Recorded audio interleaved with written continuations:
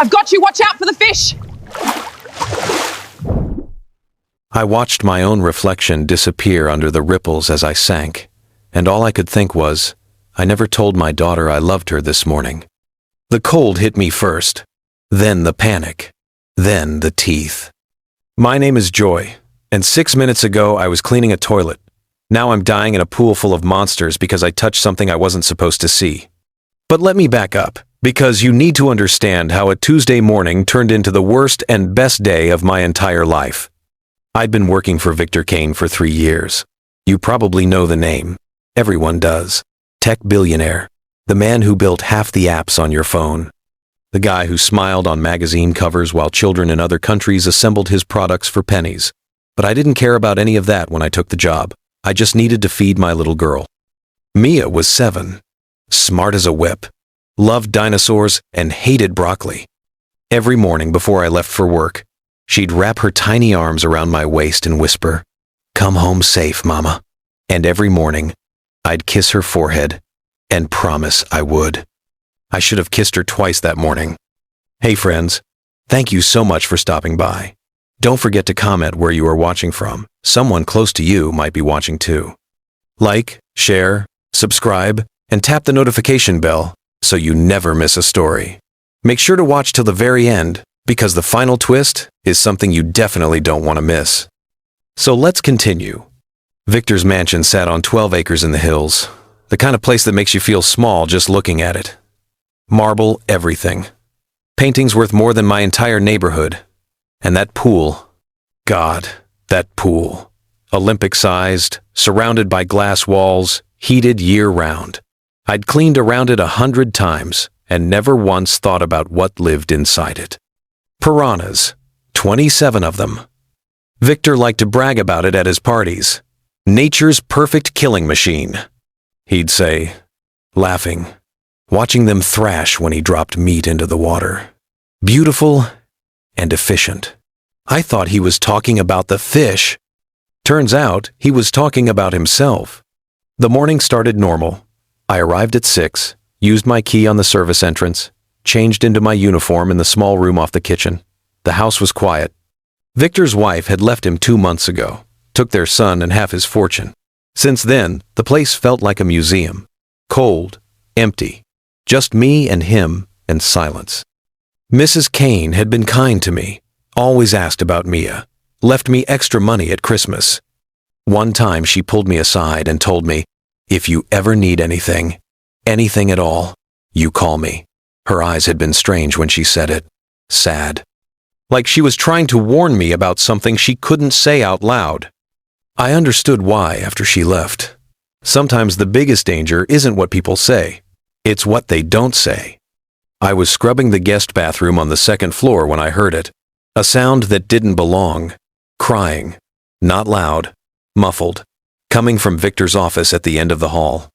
Now, I'd been taught to mind my business, keep my head down, clean what needs cleaning, and don't ask questions. My own mother had worked as a maid for 30 years. Invisible, she used to tell me. That's how you survive in their world. You become invisible. But something about that crying pulled at me.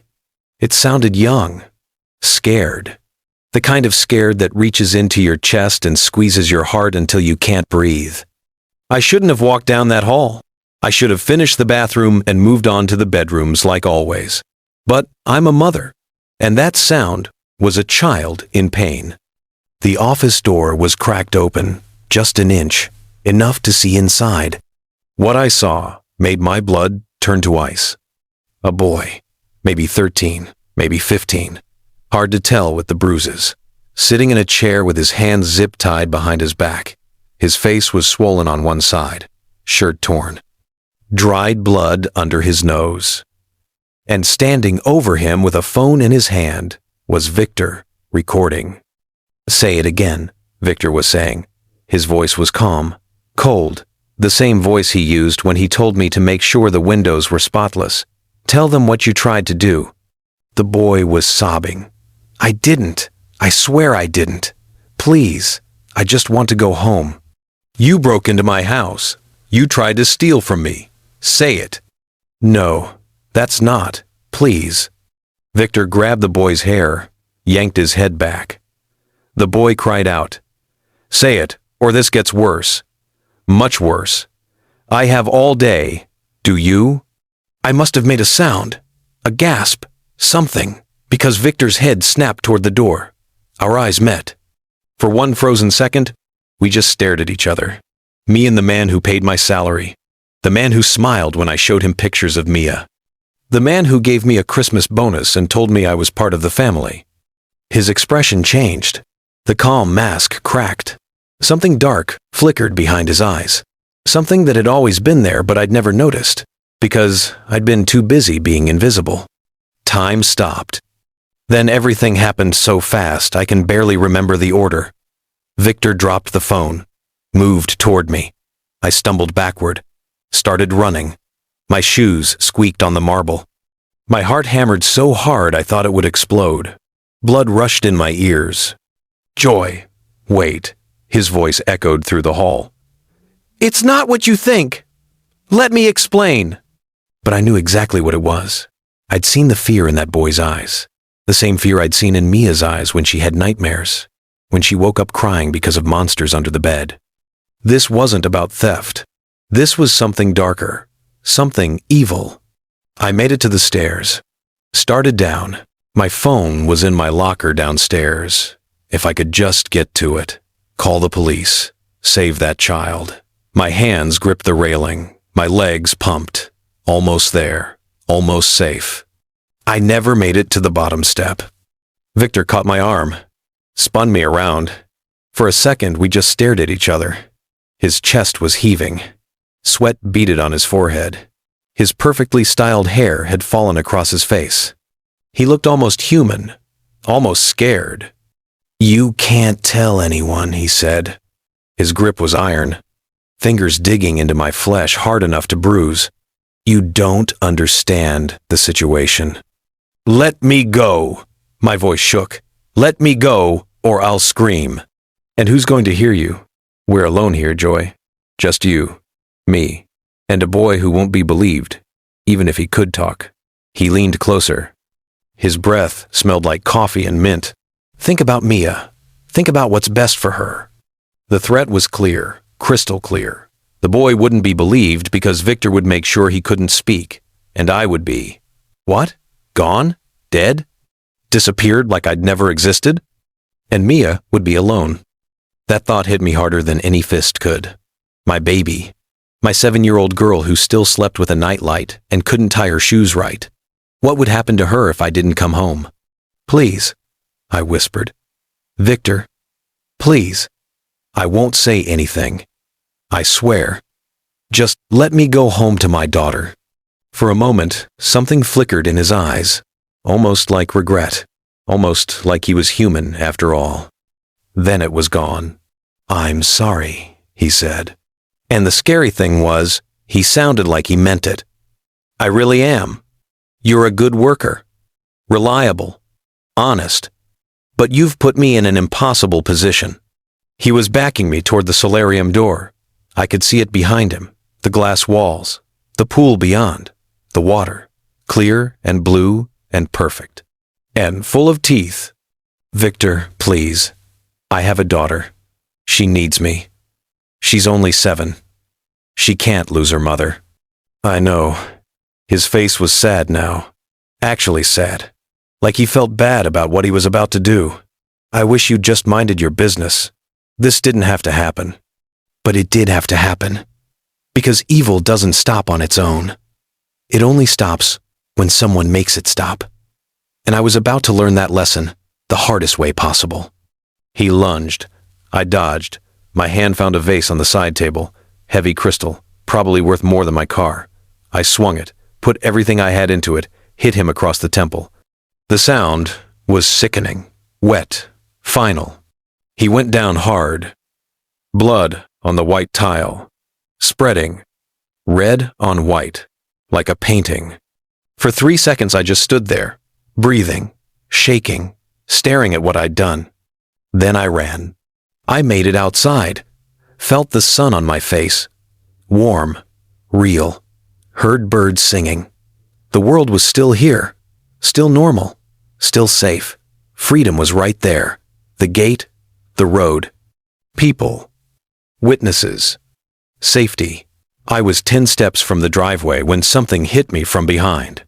We went down together, rolling, fighting, clawing. My hands scratched at his face, drew blood. His fist connected with my ribs.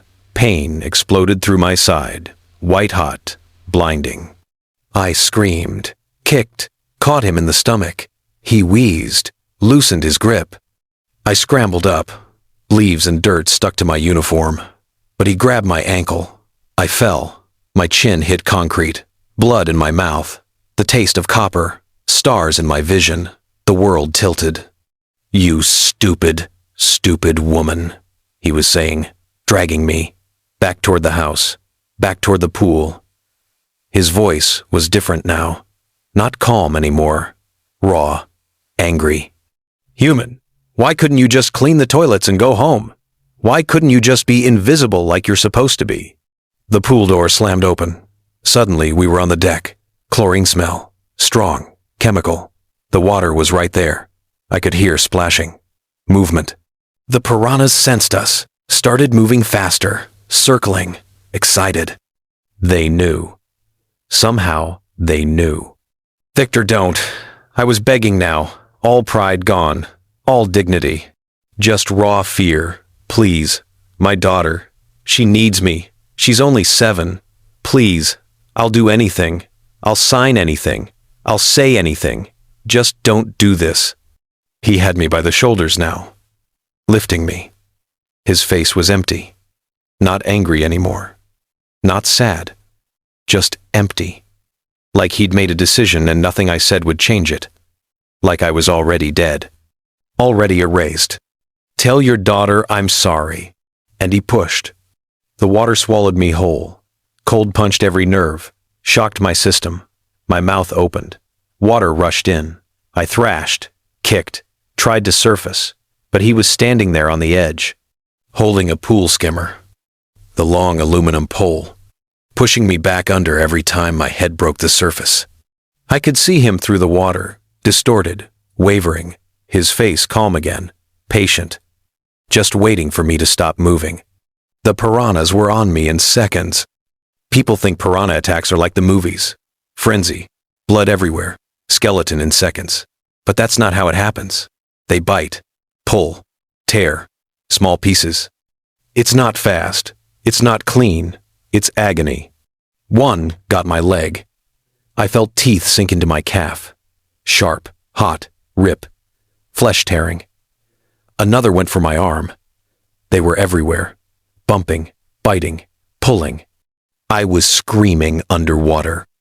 Bubbles. Panic. No air. The pain was everything. Consumed everything.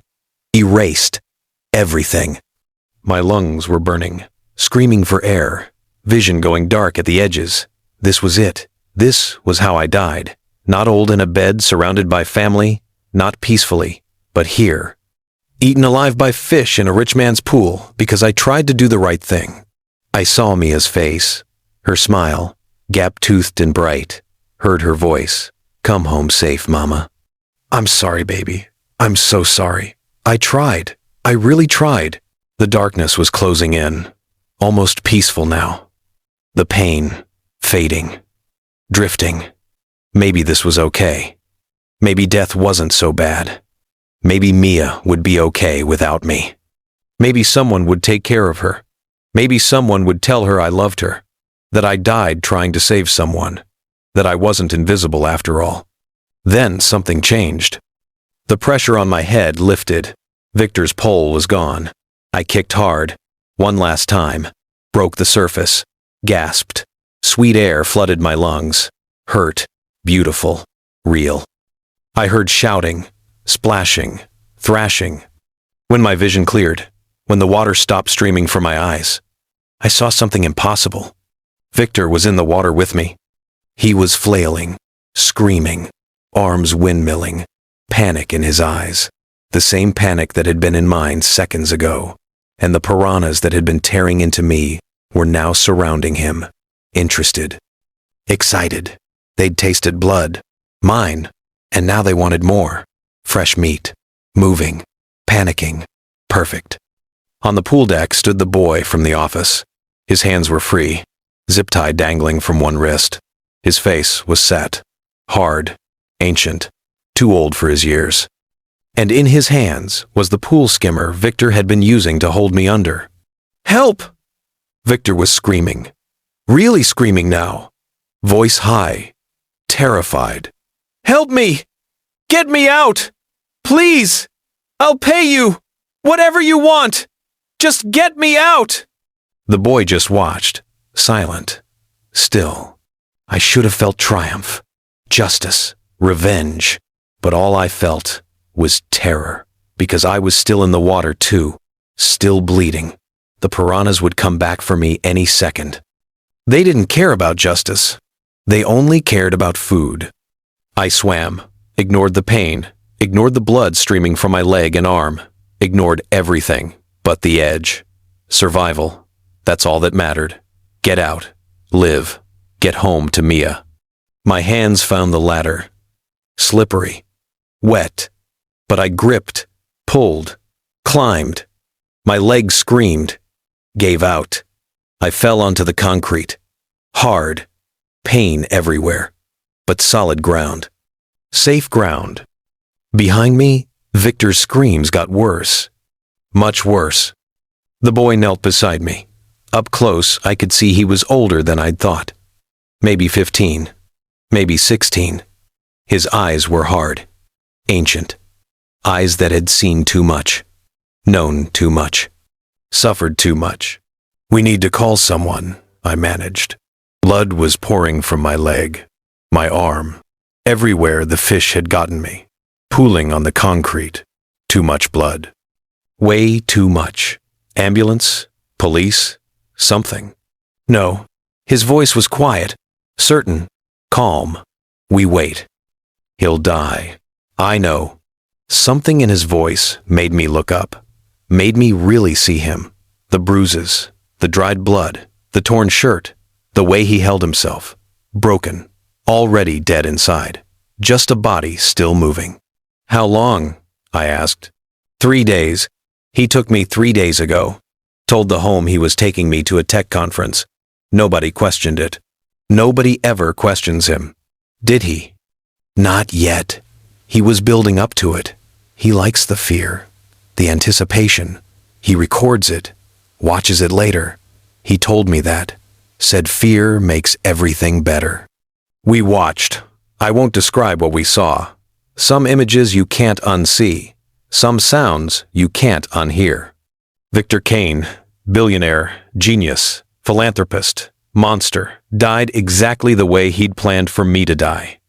The water churned, frothed, red spread, then pink, then slowly, slowly. The filter did its job. The water cleared. The piranhas settled, went back to circling. Waiting for the next meal. It took 7 minutes. 7 minutes for a man to be erased. When it was over, when the screaming stopped, when the water was calm again, the boy helped me inside. His hands were gentle, steady. He found the first aid kit. Started wrapping my wounds with hands that were surprisingly steady. Like he'd done this before. Like he knew exactly what to do. "Who are you?" I asked.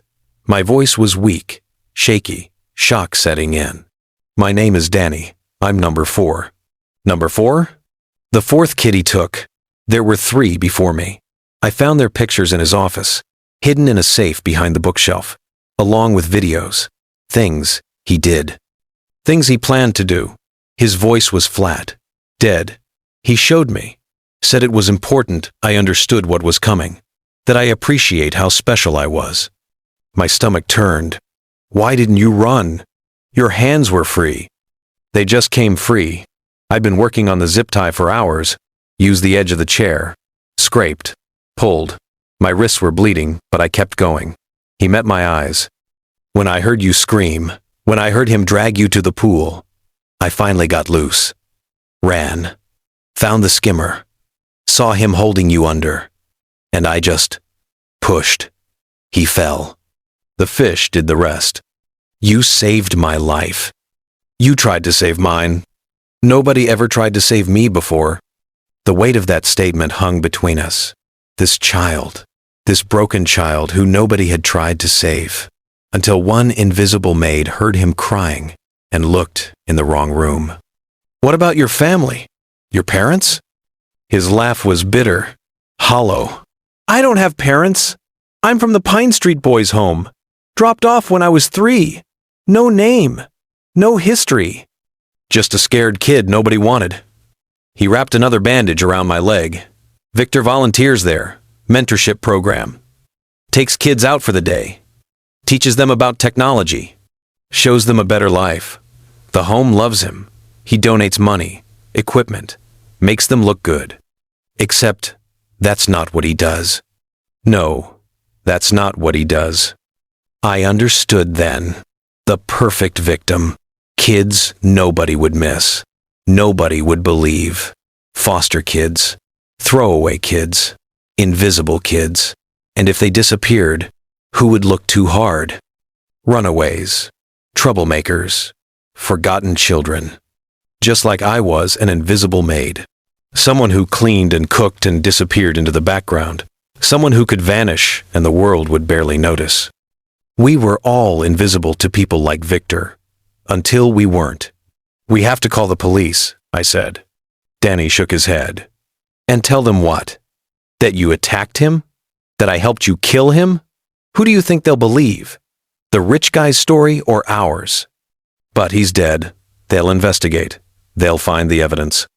What evidence? Victor's smart. He was always smart. Everything's encrypted. Hidden. He has lawyers. Security people. Fixers.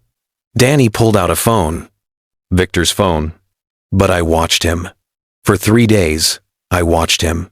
Memorized his passwords. Saw where he kept things. And I found everything. He held up the phone. Started scrolling. My stomach turned again as images flashed past. Videos, photos, messages, bank transfers, names, dates, locations, years of evidence. Years of evil. All right there in his hand. We have to show this to someone, I said. We will, but first we tell our story, the real one, and we make sure everyone hears it before the police do, before his lawyers can twist it, before we become the bad guys. How? The internet, social media, news stations. We upload everything, everywhere, all at once. Make it impossible to hide, impossible to erase. For the next hour, we worked. Danny's fingers flew across the phone. Uploading, sharing, posting, every video, every photo, every sick message. Bank transfers to people who specialized in making problems disappear. Evidence of 4 missing boys. Their names, their faces, their last known locations. Plans for more. A list. 20 names. Kids from different homes, different cities. A network. Victor wasn't alone. He had friends, partners, other monsters. We sent it to news stations, police departments, FBI field offices, social media. We blasted Victor Kane's real face across the internet, where it could never be erased, never hidden, never forgotten. Then we called 911. The ambulance arrived first. Sirens screaming. Paramedics rushing. They found us sitting by the pool. Me wrapped in bandages. Danny wrapped in a blanket. Both of us, shaking. Both of us covered in blood. They tried to separate us. Take me to the hospital. But I refused. Not without Danny. Not until the police came. Not until we told our story together. The police arrived 8 minutes later. 4 cars. Lights flashing. They saw the pool, the red-tinted water, the piranhas still circling, and they knew. You could see it on their faces. They knew something terrible had happened here. We told them the truth. Victor attacked me, tried to drown me. Danny saved me. Victor fell. The fish did the rest. They didn't believe us at first. Why would they? Like Danny said, we were nobody. Victor was somebody. A beloved philanthropist, a job creator, a visionary. The first officer looked at me with suspicion. You expect us to believe that Victor Kane, one of the richest men in the country, tried to murder his maid? Check his office, Danny said. His voice was steady, strong. Second floor, third door on the left. You'll find the chair, the zip ties, my blood. They did, and they found exactly what he said they'd find. But they still looked at us like we were lying, like we were criminals, because that's what people like us are. Guilty until proven innocent, if ever. Then the upload started going viral. An officer's phone buzzed, then another, then another. They started looking at their screens. Their faces changed. Shock, disgust, horror. One of them ran outside and threw up in the bushes. 10,000 shares. 100,000. 1,000,000. By the time they took us to the station for questioning, the whole world knew what Victor Kane really was. The evidence was overwhelming. The boys' home confirmed Danny had gone missing 3 days ago during a mentorship outing with Victor Kane. They'd been told it was a tech conference, a special opportunity. They'd been grateful, thrilled even, that Victor would take such interest in one of their difficult kids. They found more in Victor's office. His computer, his files, everything Danny had uploaded was verified, authenticated, real. They brought in dogs, searched the property, found remains buried in the woods behind the estate. Bones, 3 sets, small, children. DNA tests confirmed they matched 3 missing boys from 3 different homes in 3 different states over the past 5 years. The other men on Victor's list started getting arrested. His partners, his network, a judge in California, a businessman in Texas, a politician in New York. They fell like dominoes. One after another. All because Danny and I refused to stay invisible.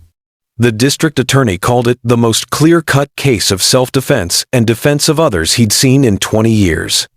No charges filed against me or Danny. We were victims. Heroes even. But we didn't feel like heroes. Danny went into protective custody while they found him a real home, a safe one. They had hundreds of offers. Families who'd seen his face on the news and wanted to help, wanted to save him, to give him the childhood he deserved. I went home to Mia. She ran to me when I walked through the door, threw her arms around my waist, careful of my bandages. Mama, you're on TV! They said you're a hero! They said you saved a boy! I wasn't a hero.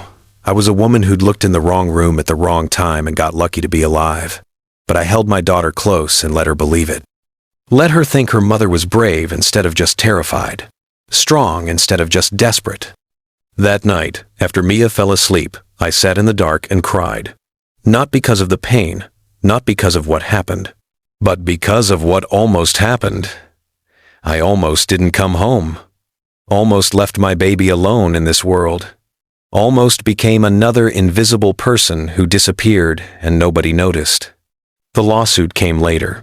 Victor's estate tried to claim I'd stolen from him, attacked him without cause, fabricated evidence, destroyed his reputation. They wanted damages, millions. But the internet had already decided. Public opinion is a powerful thing. The estate's lawyers got death threats, had to hire security. Victor's companies lost half their value overnight. Nobody wanted to be associated with his name, his legacy. The estate settled quietly, paid me enough to never have to clean another toilet, enough to buy a house, put Mia through college, live comfortably, more money than I'd ever dreamed of having. Blood money. That's what my mother called it when I told her. Money paid for silence, for going away, for not making more trouble. But I didn't care. I took every penny, because that money meant freedom, security, safety. It meant Mia would never go hungry, never wonder if we could afford the doctor, never feel invisible the way I had. Danny got adopted by a couple in Oregon, Sarah and Ben Foster. They'd lost their own son 2 years earlier. Car accident. They saw Danny's story on the news, and something clicked. They flew out, met him, and somehow, broken pieces found each other and made something whole. He sends me pictures sometimes, Him smiling, playing baseball, hiking in the mountains, being a kid, just being a normal kid. And every time I see his face, I remember why it mattered. Why looking in that room mattered. Why refusing to be invisible mattered. The scars on my leg and arm faded but never disappeared. Long white lines now. Reminders. Sometimes Mia traces them with her finger and asks if they hurt. I tell her no, but that's a lie. Not because of the pain, because of what they represent. They represent the price of doing the right thing, the cost of refusing to look away, of choosing courage over comfort, safety over silence. I think about that morning a lot, about the million small choices that led to me being in that hallway at that exact moment. If I'd gone to the bathroom 5 minutes later, if I'd worn headphones like I sometimes did, if I'd just ignored the crying like I was supposed to, would Victor still be alive? Would those boys still be missing? Would another child have disappeared next week? Next month? How many more victims would there have been? I don't know. Nobody knows. But I know this. Evil only wins when good people decide it's not their problem. When we convince ourselves that keeping our heads down is the same as staying safe. When we choose comfort over courage. I also know that rich men aren't untouchable.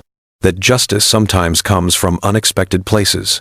That piranhas don't care about your bank account. And I know that every morning when I drop Mia off at school, when she wraps her arms around me and whispers, "Come home safe, Mama," I whisper back, "Always." Because I keep my promises now. The water turned red that day, but it washed clean. That's the thing about truth.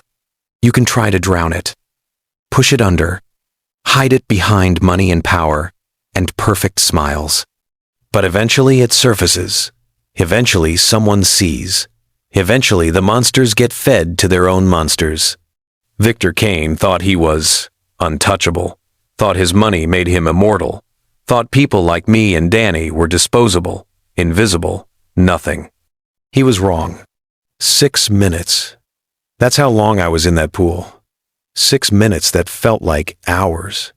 6 minutes that changed everything. Changed me. Changed Danny. Changed how the world saw people like us. They say your life flashes before your eyes when you're dying. That's not what happened to me. I didn't see my past. I saw my future. All the moments I'd miss if I let that water take me. Mia's first day of high school, her graduation, her wedding, grandchildren I'd never meet, a whole life unlived. So I fought. Not because I was brave, not because I was strong, but because my daughter needed her mother, and I'd be damned if some billionaire sociopath was going to take that from her. The irony isn't lost on me. Victor built an empire on predicting human behavior, on algorithms that knew what we wanted before we did. He understood people well enough to manipulate billions. But he didn't understand the most basic human truth. A mother will do anything, survive anything, to get back to her child. That miscalculation cost him everything. Sometimes late at night, I wonder if I should feel guilty. A man died. Yes, he was evil. Yes, he would have killed more people, but he still died terribly, eaten alive, screaming. Then I remember the fear in Danny's eyes, the bruises on his face, the 3 boys who didn't get saved, the 20 names on that list who would have been next, and I sleep just fine. The media called it a miracle. The police called it justified. The internet called it karma. I call it Tuesday. The day the maid nobody noticed became the woman everybody remembers. But I don't want to be remembered. I just want to live, quietly, safely, with my daughter who loves dinosaurs and hates broccoli, with scars that remind me I survived, with a bank account that means I never have to bow my head to monsters again. They shut down the Pine Street Boys' home, investigated every volunteer, every donor, every staff member, found 2 more men like Victor, predators hiding behind charity. They're in prison now, 20 years each. Because of what we exposed, because Danny and I refused to be silent. That's the real miracle. Not that I survived the pool, but that we survived the truth. That we spoke it loud enough that people had to listen. That we turned invisible into visible. Victor's mansion sold last month. New owners. They filled in the pool, put in a garden instead. Roses and lavender and things that smell sweet. I drove by once, just to see. Just to prove to myself it was really over.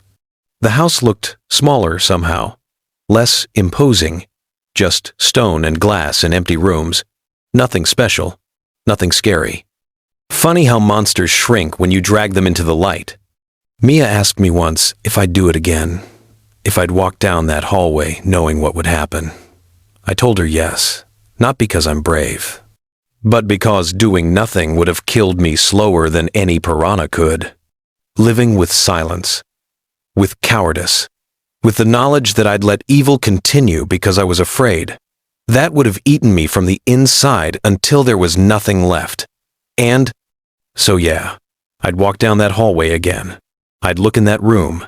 I'd try to save that boy, even knowing the cost, even knowing the pain, even knowing I might not come home. Because some prices are worth paying, and some men need to be pushed into their own pools. The water turned red that day, but I walked away clean, bloody, broken, barely breathing, but clean.